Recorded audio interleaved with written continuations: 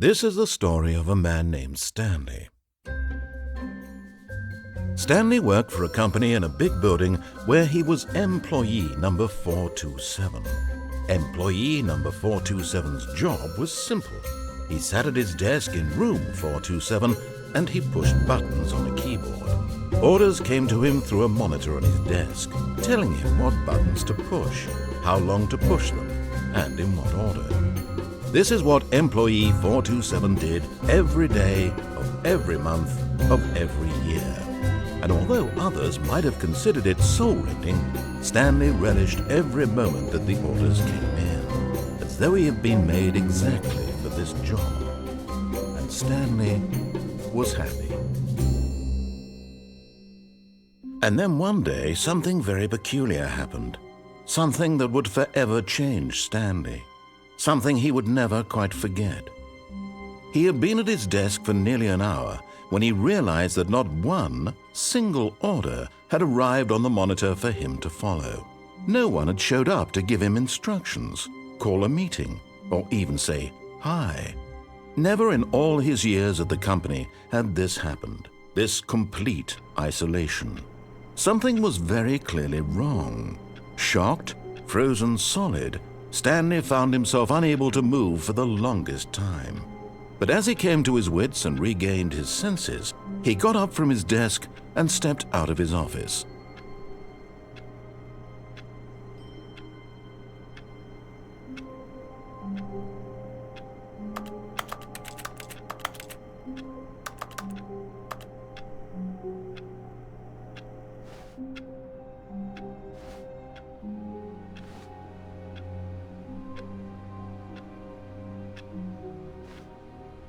All of his co-workers were gone. What could it mean? Stanley decided to go to the meeting room. Perhaps he had simply missed a memo. No matter how hard Stanley looked, he couldn't find a trace of his co-workers.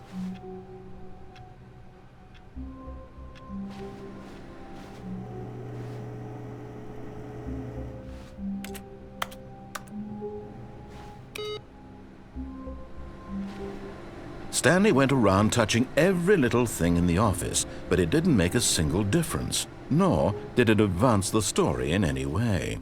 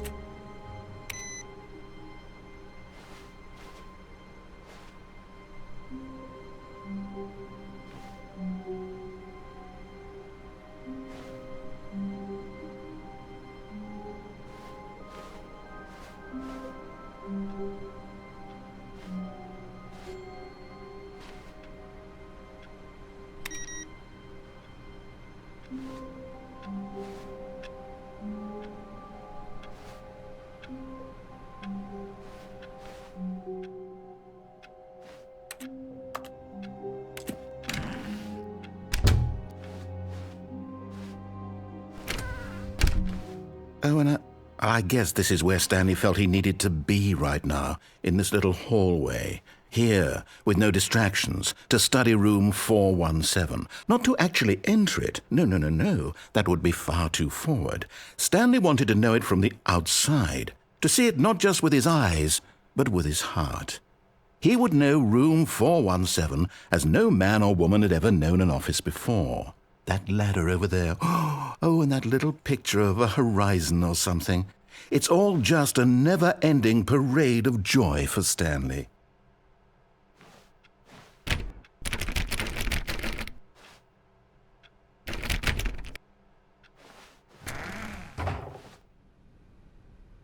Ah, no, apparently not.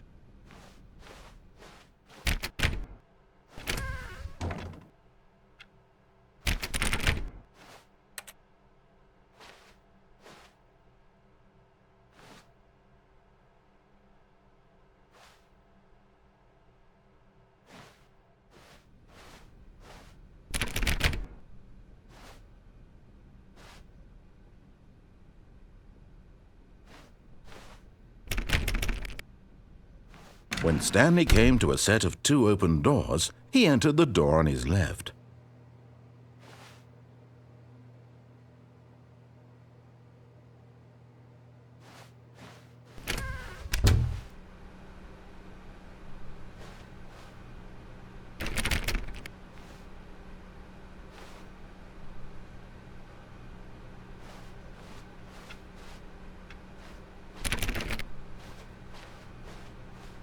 Yet there was not a single person here either. Feeling a wave of disbelief, Stanley decided to go up to his boss's office, hoping he might find an answer there.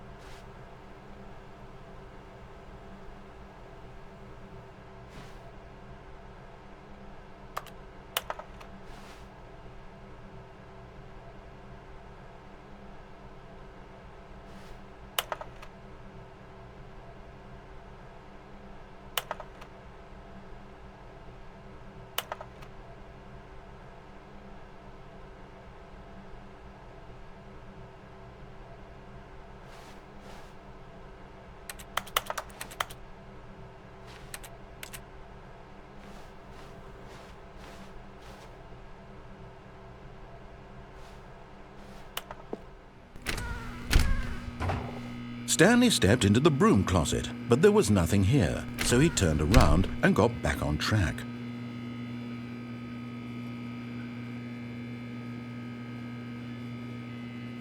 There was nothing here, no choice to make, no path to follow, just an empty broom closet. No reason to still be here.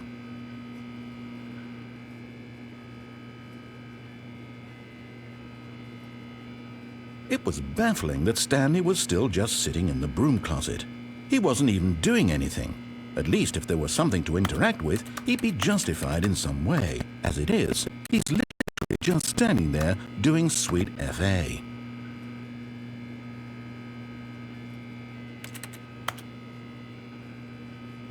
Are you really still in the broom closet? Standing around doing nothing? Why? Please offer me some explanation here. I'm genuinely confused.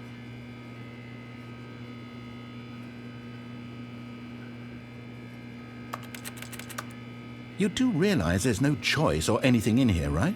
If I'd said Stanley walked past the broom closet, at least you would have had a reason for exploring it to find out. But it didn't even occur to me because literally this closet is of absolutely no significance to the story whatsoever. I never would have thought to mention it.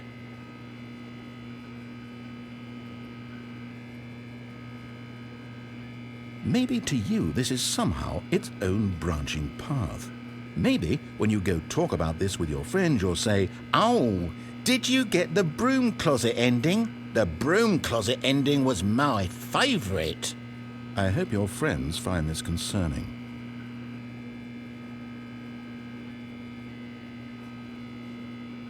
Stanley was fat and ugly and really stupid.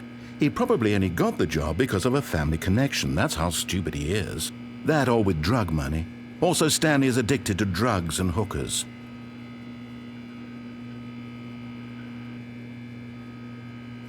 Well, I've come to a very definite conclusion about what's going on right now. You're dead. You got to this broom closet, explored it a bit, and were just about to leave because there's nothing here, when a physical malady of some sort shut down your central nervous system and you collapsed on the keyboard. Well, in a situation like this, the responsible thing is to alert someone nearby so as to ensure that your body is taken care of before it begins to decompose. Hello? Anyone who happens to be nearby? The person at this computer is dead.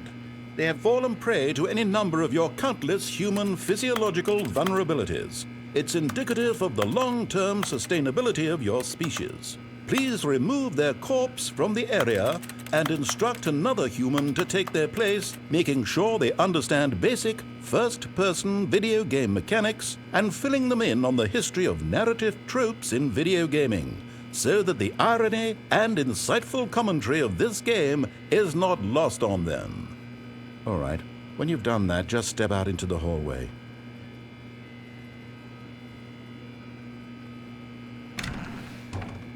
Ah, second player. It's good to have you on board.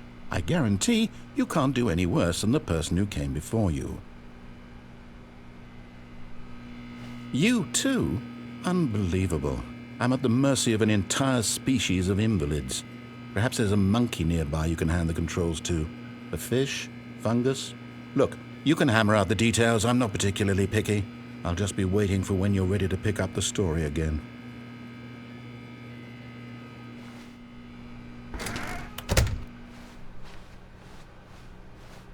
Coming to a staircase, Stanley walked upstairs to his boss's office.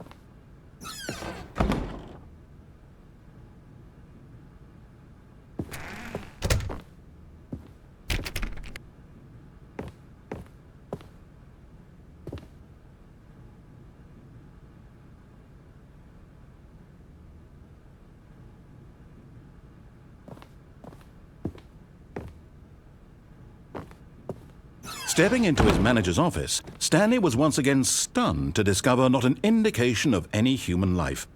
Shocked, unraveled, Stanley wondered in disbelief who orchestrated this, what dark secret was being held from him.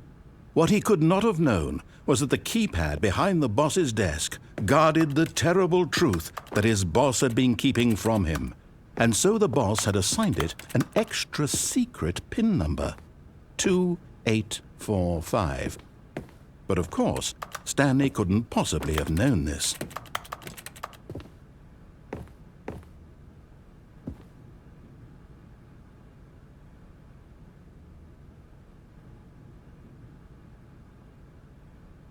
Stanley just sat around twiddling his thumbs. Trying to input anything on the device was useless, since he could never possibly know that the combination was 2845.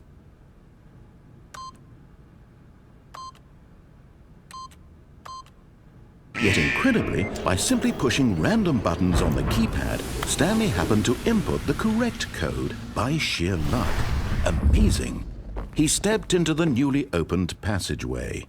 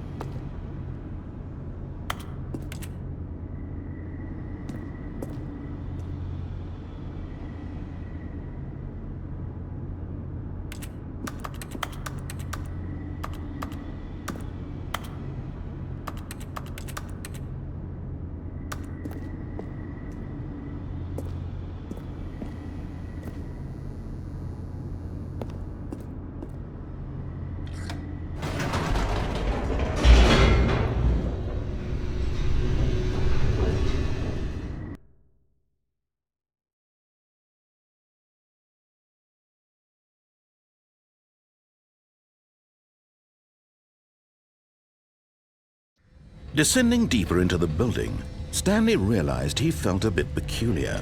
It was a stirring of emotion in his chest, as though he felt more free to think for himself, to question the nature of his job. Why did he feel this now, when for years it had never occurred to him? This question would not go unanswered for long.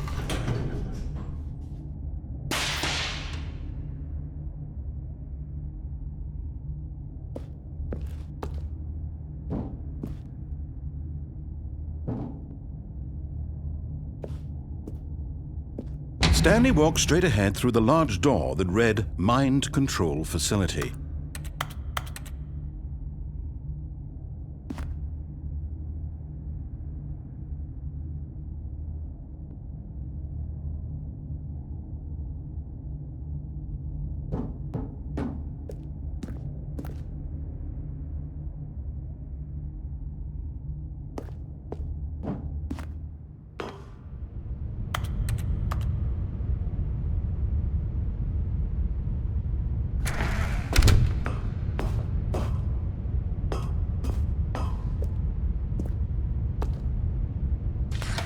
The lights rose on an enormous room packed with television screens.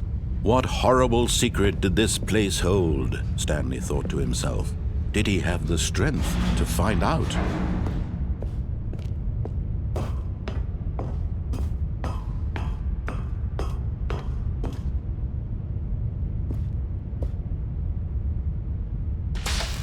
Now the monitors jumped to life, their true nature revealed.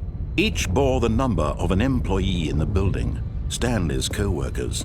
The lives of so many individuals reduced to images on a screen, and Stanley, one of them, eternally monitored in this place where freedom meant nothing.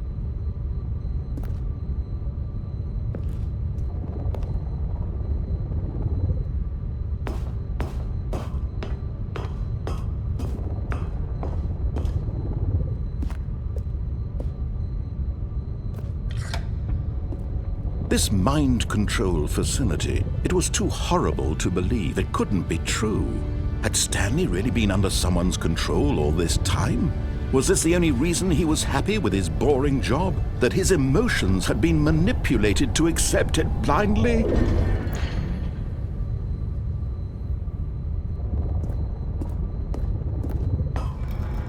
No, he refused to believe it. He couldn't accept it. His own life in someone else's control? Never!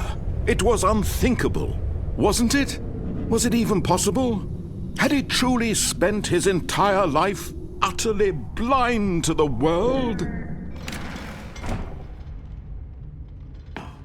But here was the proof, the heart of the operation.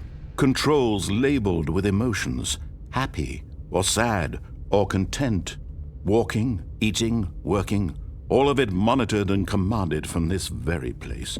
And as the cold reality of his past began to sink in, Stanley decided that this machinery would never again exert its terrible power over another human life.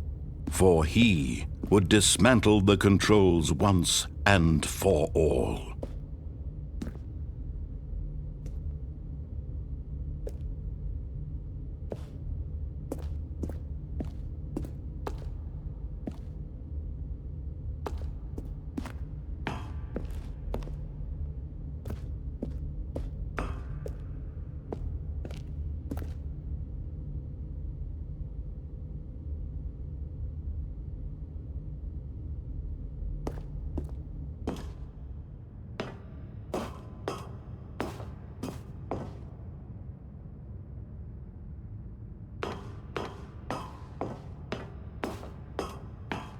And when at last he found the source of the room's power, he knew it was his duty, his obligation, to put an end to this horrible place and to everything it stood for.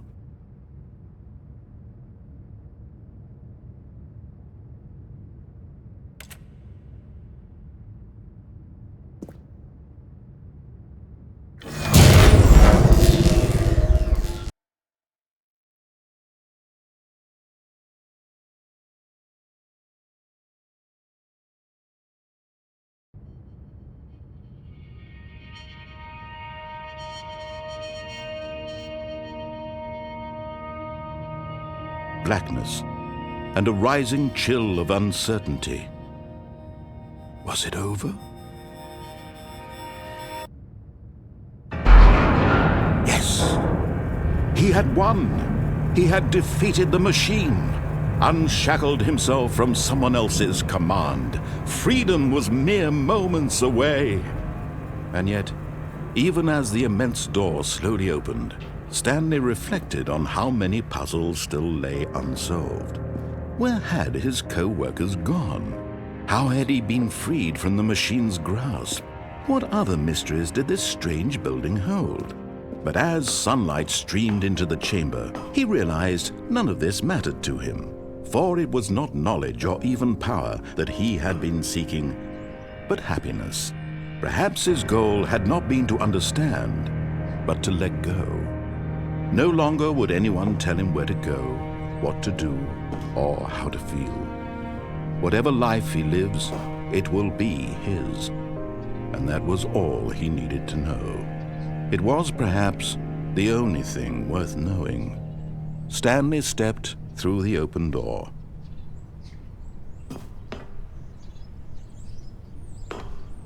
Stanley felt the cool breeze upon his skin, the feeling of liberation, the immense possibility of the new path before him. This was exactly the way, right now, that things were meant to happen. And Stanley was happy.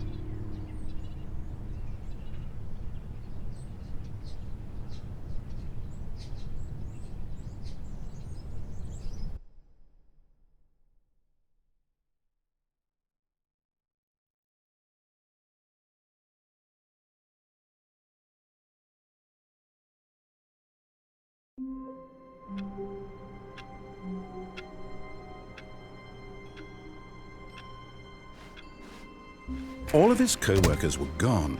What could it mean? Stanley decided to go to the meeting room. Perhaps he had simply missed a memo. No matter how hard Stanley looked, he couldn't find a trace of his co-workers. Stanley went around touching every little thing in the office, but it didn't make a single difference, nor did it advance the story in any way.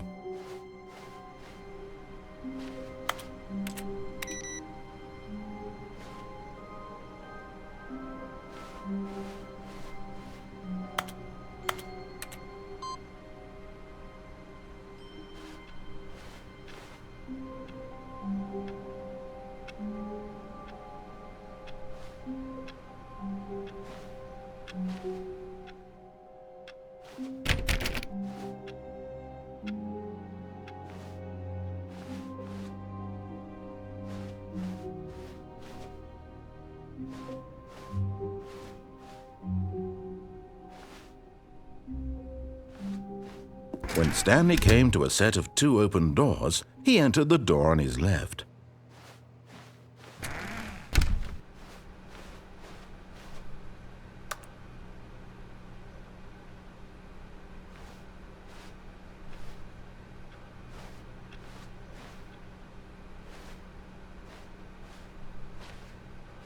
Yet there was not a single person here either.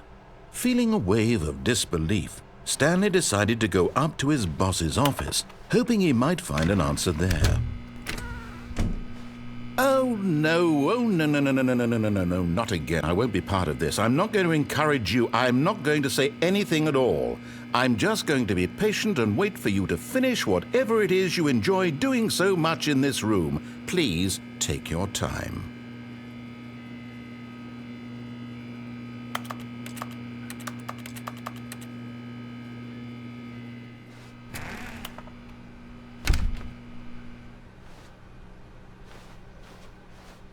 Coming to a staircase, Stanley walked upstairs to his boss's office.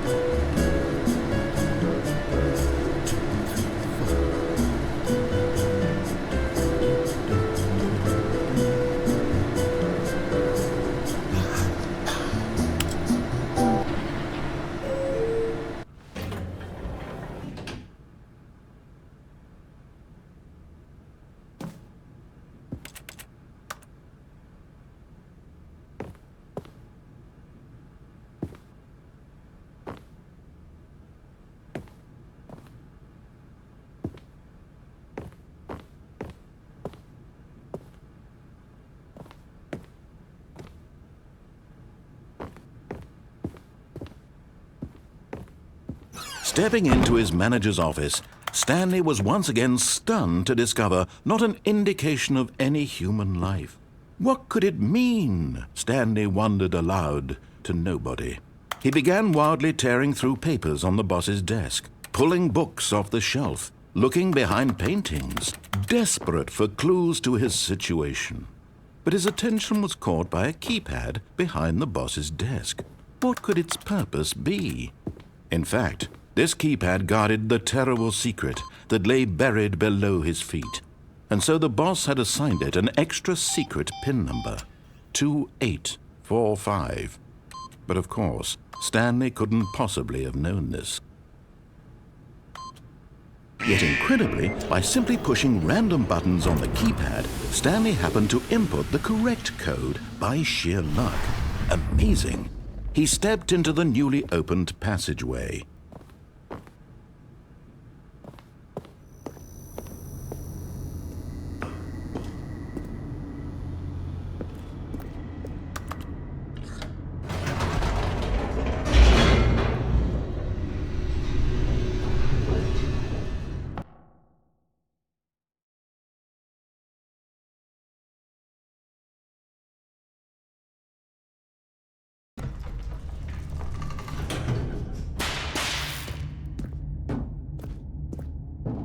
Stanley walked straight ahead through the large door that read Mind Control Facility.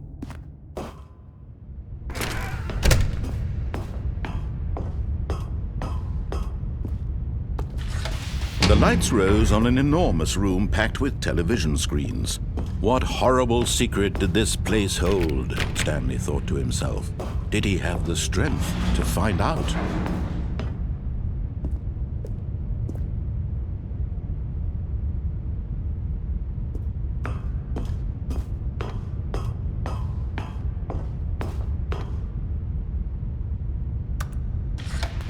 Now the monitors jumped to life, their true nature revealed. Each bore the number of an employee in the building, Stanley's co-workers. The lives of so many individuals reduced to images on a screen, and Stanley, one of them, eternally monitored in this place where freedom meant nothing.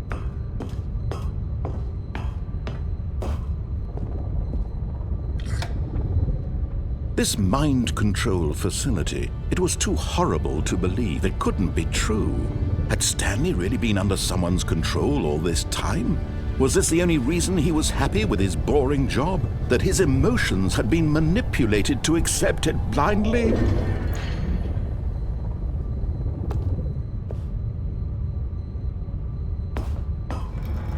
No, he refused to believe it. He couldn't accept it. His own life in someone else's control? Never! It was unthinkable, wasn't it? Was it even possible? Had he truly spent his entire life utterly blind to the world? But here was the proof, the heart of the operation. Controls labeled with emotions, happy or sad or content, walking, eating, working, all of it monitored and commanded from this very place. And as the cold reality of his past began to sink in, Stanley decided that this machinery would never again exert its terrible power over another human life. For he would dismantle the controls once and for all.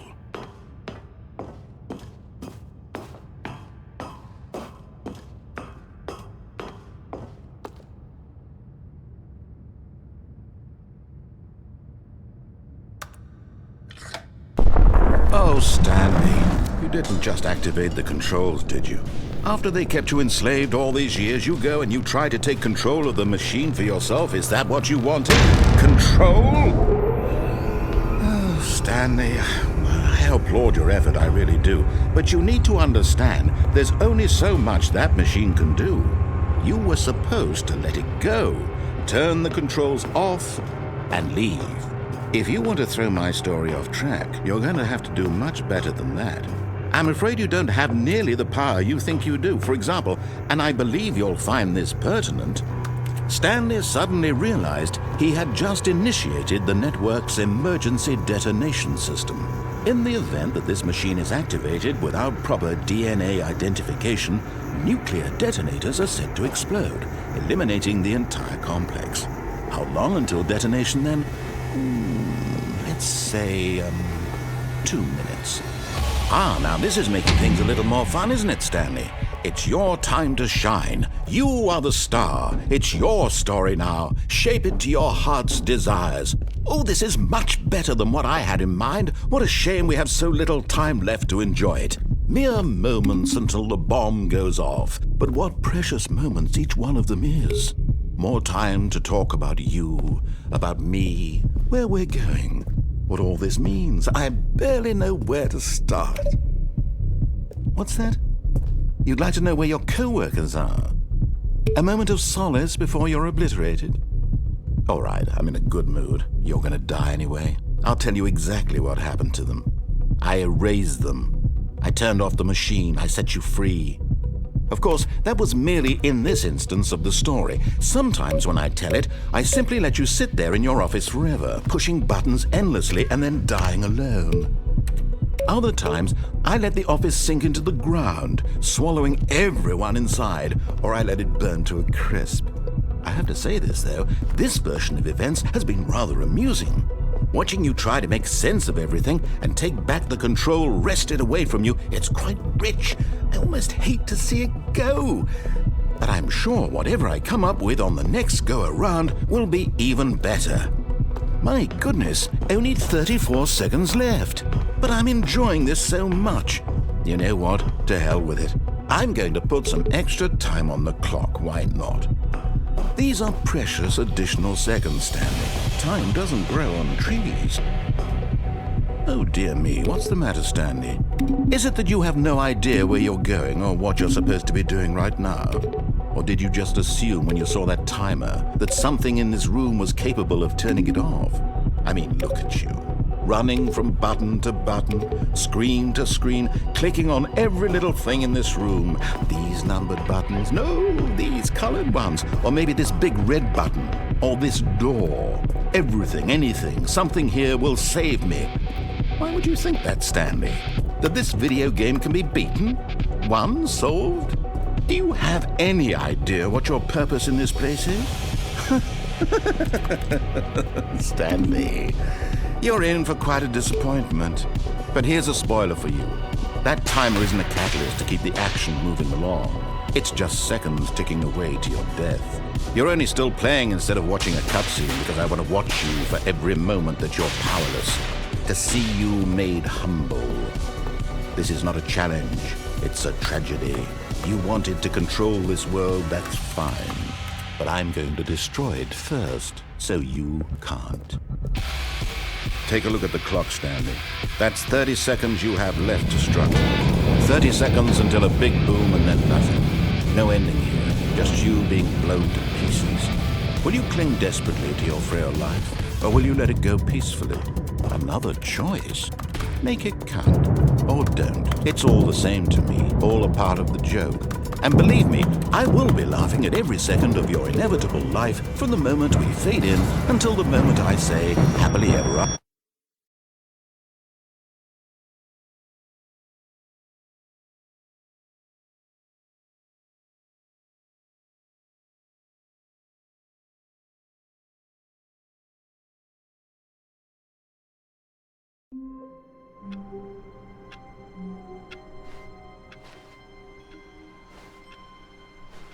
All of his co-workers were gone. What could it mean? Stanley decided to go to the meeting room. Perhaps he had simply missed a memo. No matter how hard Stanley looked, he couldn't find a trace of his co-workers.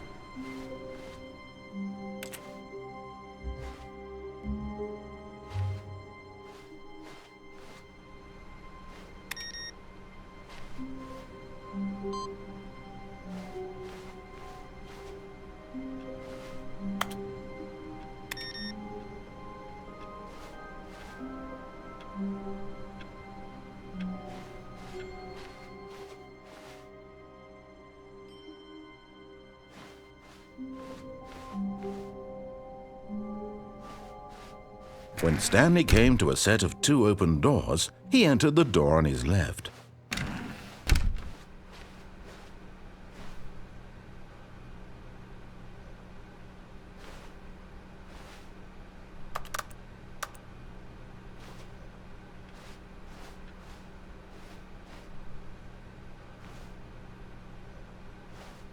Yet there was not a single person here either.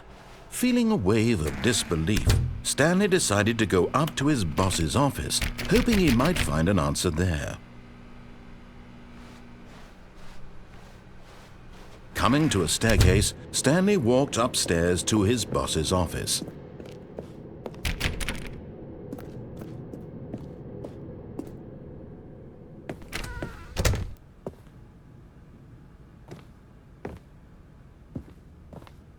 The moment he entered his manager's office, Stanley froze in his tracks. Not a living soul anywhere. Could he really be all alone? This was too much for Stanley to take. Too much for any man to take. He fell to his knees. Stanley was in such a rush to get through the story as quickly as possible, he didn't even have a single minute to just let the narrator talk. That kind of anxiety isn't healthy. So he relaxed for a few moments with some calming New Age music.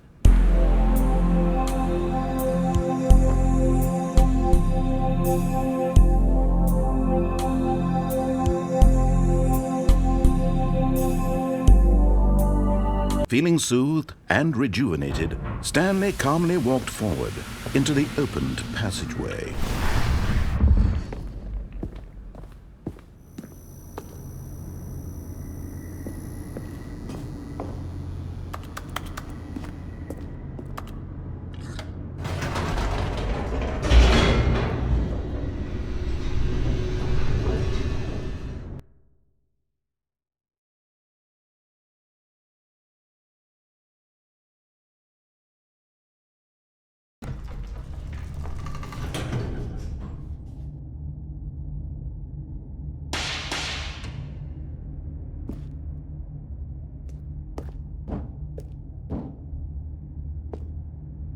Stanley walked straight ahead through the large door that read Mind Control Facility.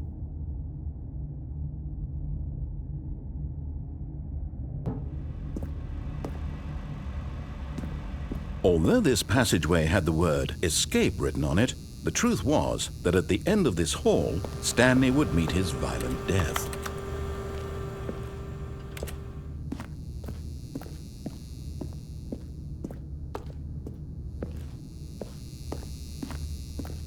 The door behind him was not shut.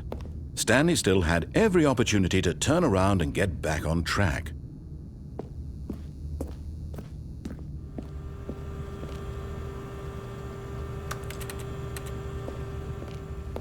At this point, Stanley was making a conscious, concerted effort to walk forward and willingly confront his death.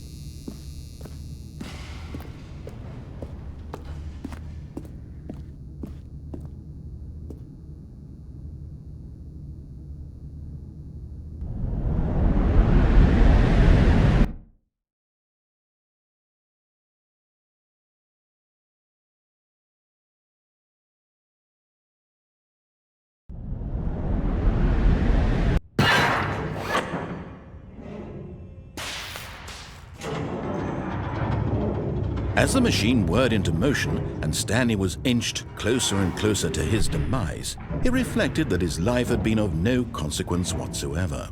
Stanley can't see the bigger picture. He doesn't know the real story, trapped forever in his narrow vision of what this world is. Perhaps his death was of no great loss, like plucking the eyeballs from a blind man. And so he resigned and willingly accepted this violent end to his brief and shallow life. Farewell, Stanley.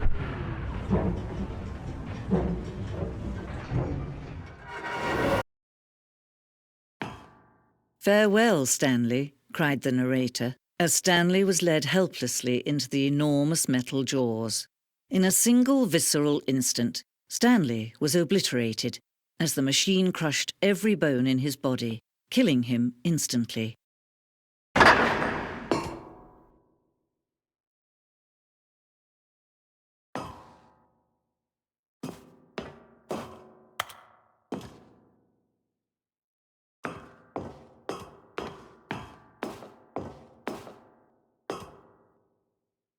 And yet it would be just a few minutes before Stanley would restart the game, back in his office, as alive as ever. What exactly did the narrator think he was going to accomplish?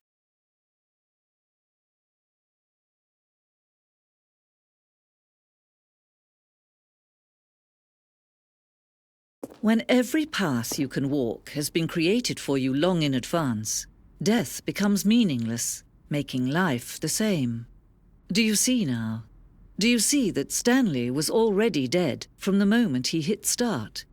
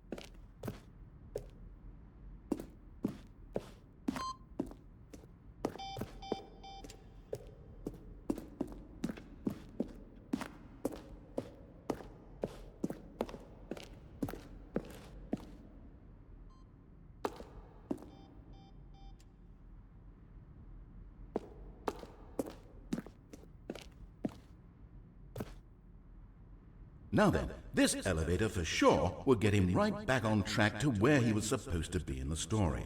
Where were all of his co-workers? Oh, I don't know. How about they're throwing a surprise party for him for all his button pushing? Does that sound plausible to you? Then he pushed the number 4. Stanley pushed the big red button.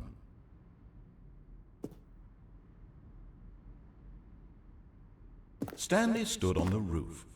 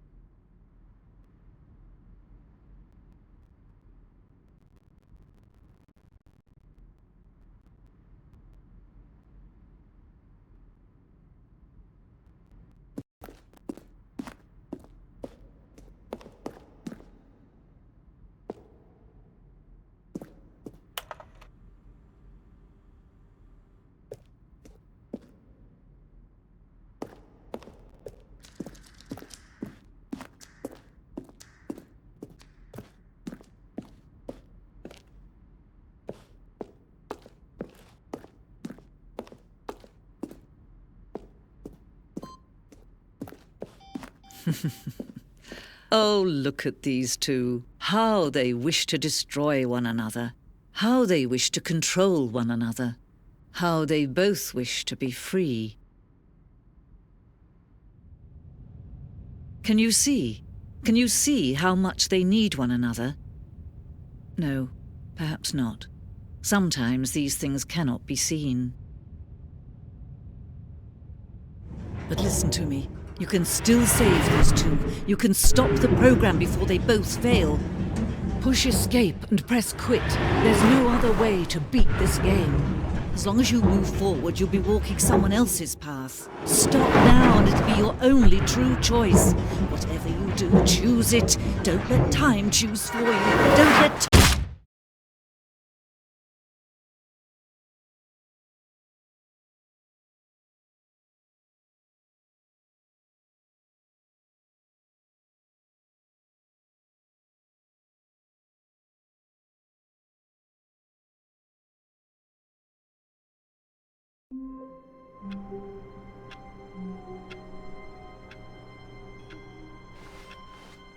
All of his co-workers were gone. What could it mean? Stanley decided to go to the meeting room. Perhaps he had simply missed a memo.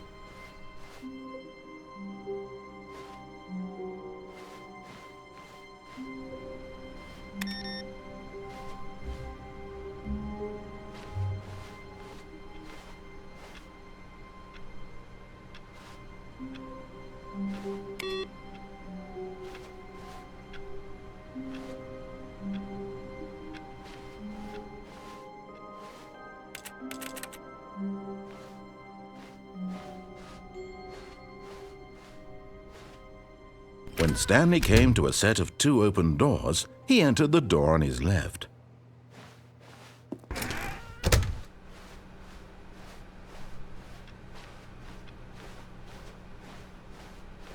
Yet there was not a single person here either.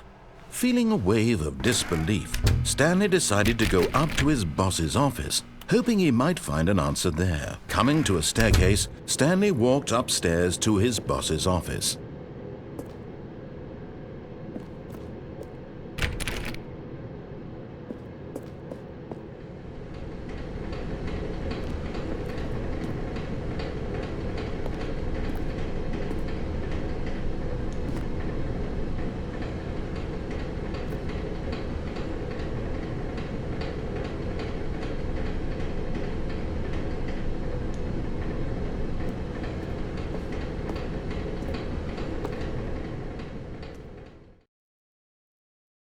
But Stanley just couldn't do it. He considered the possibility of facing his boss. Admitting he had left his post during work hours, he might be fired for that. And in such a competitive economy, why had he taken that risk? All because he believed everyone had vanished? His boss would think he was crazy. And then something occurred to Stanley. Maybe, he thought to himself, maybe I am crazy. All of my co-workers blinking mysteriously out of existence in a single moment for no reason at all? None of it made any logical sense. And as Stanley pondered this, he began to make other strange observations. For example, why couldn't he see his feet when he looked down? Why did doors close automatically behind him wherever he went? And for that matter, these rooms were starting to look pretty familiar. Were they simply repeating? No, Stanley said to himself, this is all too strange. This can't be real. And at last, he came to the conclusion that had been on the tip of his tongue. He just hadn't found the words for it. "I'm dreaming!" he yelled. "This is all a dream." Oh, what a relief Stanley felt to have finally found an answer, an explanation. His co-workers weren't actually gone. He wasn't going to lose his job. He wasn't crazy after all. And he thought to himself, I suppose I'll wake up soon. I'll have to go back to my boring real-life job pushing buttons. I may as well enjoy this while I'm still lucid. So he imagined himself flying and began to gently float above the ground. Then he imagined himself soaring through space on a magical starfield, and it too appeared. It was so much fun, and Stanley marveled that he had still not woken up. How was he remaining so lucid? And then perhaps the strangest question of them all entered Stanley's head. One he was amazed he hadn't asked himself sooner. Why is there a voice in my head dictating everything that I'm doing and thinking? Now the voice was describing itself being considered by Stanley, who found it particularly strange. I'm dreaming about a voice describing me, thinking about how it's describing my thoughts, he thought. And while he thought it all very odd and wondered if this voice spoke to all people in their dreams, the truth was that, of course, this was not a dream. How could it be? Was Stanley simply deceiving himself, believing that if he's asleep, he doesn't have to take responsibility for himself? Stanley is as awake right now as he's ever been in his life. Now, hearing the voice speak these words was quite a shock to Stanley. After all, he knew for certain, beyond a doubt, that this was in fact a dream. Did the voice not see him float and make the magical stars just a moment ago? How else would the voice explain all that? This voice was a part of himself too. Surely, if he could just... He would prove it. He would prove that he was in control, that this was a dream. So he closed his eyes gently, and he invited himself to wake up. He felt the cool weight of the blanket on his skin, the press of the mattress on his back, the fresh air of a world outside this one. Let me wake up, he thought to himself. I'm through with this dream. I wish it to be over. Let me go back to my job. Let me continue pushing the buttons. Please, it's all I want. I want my apartment and my wife and my job. All I want is my life exactly the way it's always been. My life is normal. I am normal. Everything will be fine. I am okay.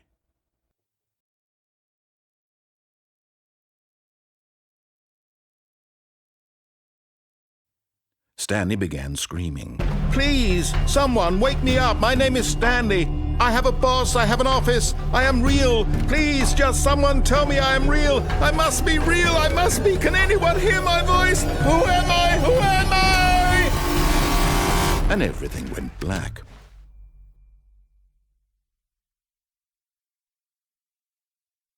This is the story of a woman named Mariella. Mariella woke up on a day like any other. She arose, got dressed, gathered her belongings, and walked to her place of work. But on this particular day, her walk was interrupted by the body of a man who had stumbled through town talking and screaming to himself, and then collapsed dead on the sidewalk. And although she would soon turn to go call for an ambulance, For just a few brief moments, she considered the strange man. He was obviously crazy, this much she knew. Everyone knows what crazy people look like. And in that moment, she thought to herself how lucky she was to be normal. I am sane. I am in control of my mind. I know what is real and what isn't. It was comforting to think this, and in a certain way, seeing this man made her feel better. But then she remembered the meeting she had scheduled for that day, the very important people whose impressions of her would affect her career, and by extension, the rest of her life. She had no time for this, so it was only a moment that she stood there, staring down at the body. And then she turned and ran.